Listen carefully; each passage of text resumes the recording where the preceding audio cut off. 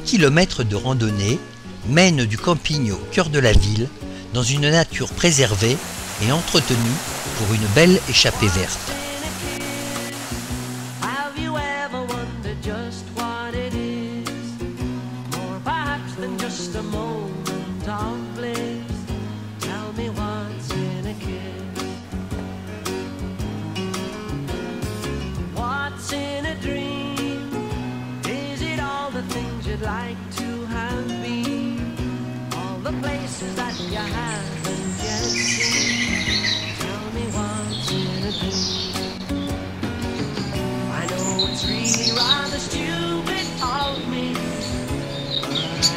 Le Pont-Vieux porte bien son nom.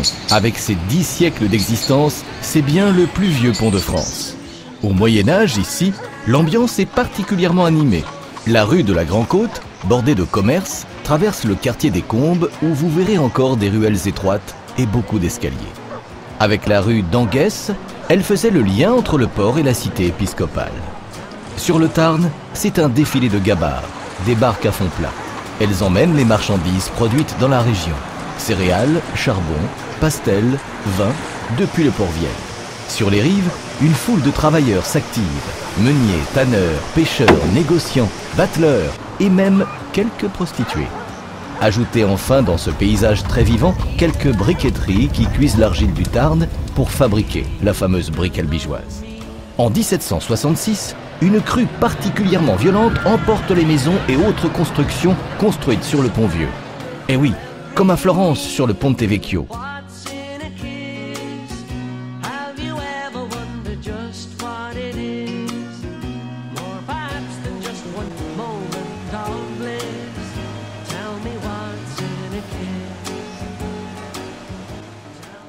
Le palais de la Berbie. Tout est dans le nom. Berbie, de l'occitan bisbia, signifie évêché. Cette forteresse est l'ancien palais des évêques d'Albi qui ont régné sur la ville. Pouvoir, richesse et désir de se protéger les ont conduits à ériger un tel édifice. Classé monument historique, il est l'un des ensembles épiscopaux les mieux conservés de France. L'imposant donjon, la tour Mage, bâtie au XIIIe, est impressionnant, non? Revenons d'ailleurs en 1208. En avant, chevalier du Christ! Appliquez-vous à détruire l'hérésie par tous les moyens que Dieu vous inspirera. Quant au comte de Toulouse, chassez-le! Cette rhétorique guerrière est celle d'un pape. Innocent III s'en prend aux cathares, coupables de remettre en cause le dogme catholique.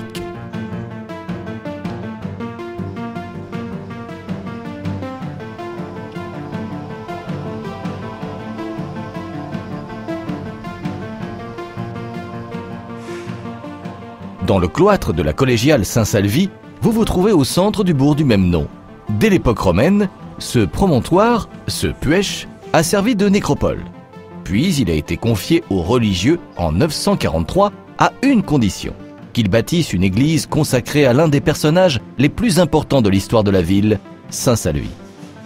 Salvi a vécu au VIe siècle de notre ère. C'est le fils fortuné d'une famille noble d'Albi. Grand érudit, il étudie le droit pour devenir avocat, puis magistrat.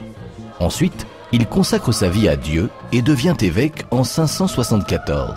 Il accomplit bien des miracles, sauve sa ville en négociant avec les envahisseurs, guérit les pestiférés. Il meurt en 584, vénéré comme un saint par les Albigeois. Toute personne officielle se présentant à Albi lui devait dévotion sur sa tombe.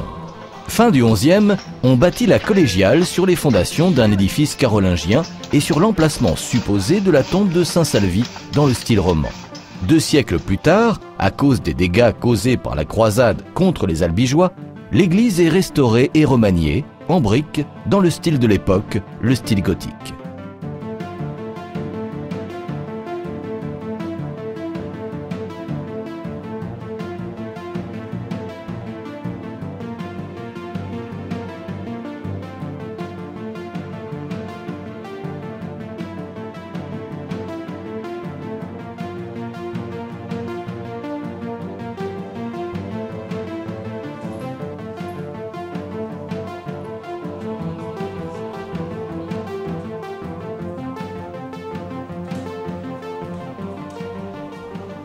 Le chœur de la cité épiscopale bat sur la place Sainte-Cécile au pied de la cathédrale du même nom.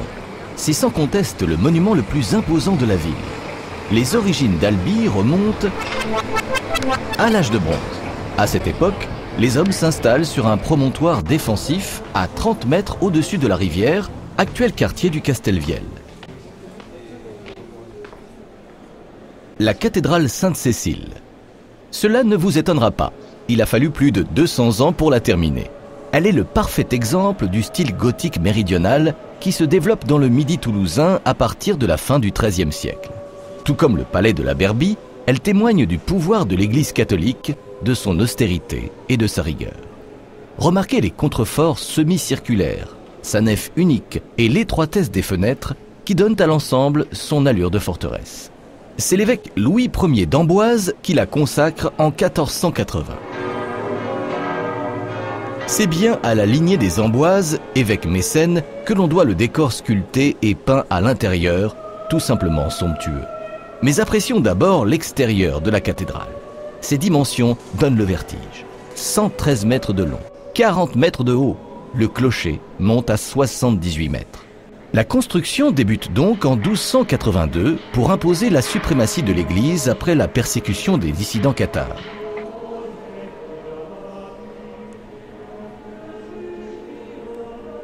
À l'époque, la brique est le matériau le plus intéressant. La pierre est plus rare et trop chère. L'argile, donc, est extraite du Tarn et travaillée sur place. Il faut saluer la grande uniformité de son utilisation et la singularité que ce matériau apporte à l'édifice. Sainte-Cécile est la plus grande cathédrale de briques au monde. À l'intérieur, c'est un véritable musée qui vous attend.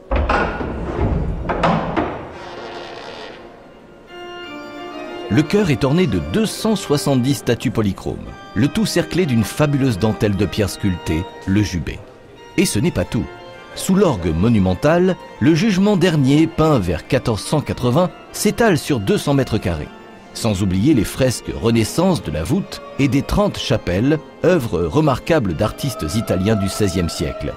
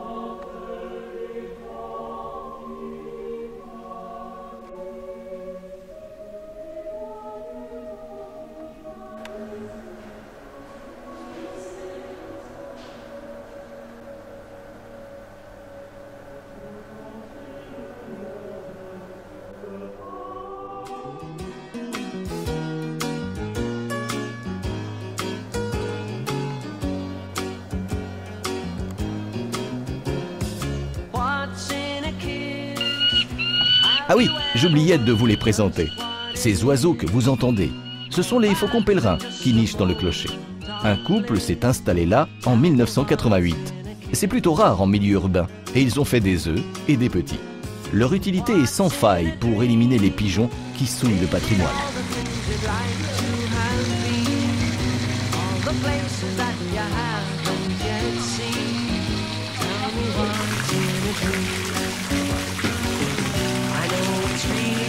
Stupid of me, but I honestly don't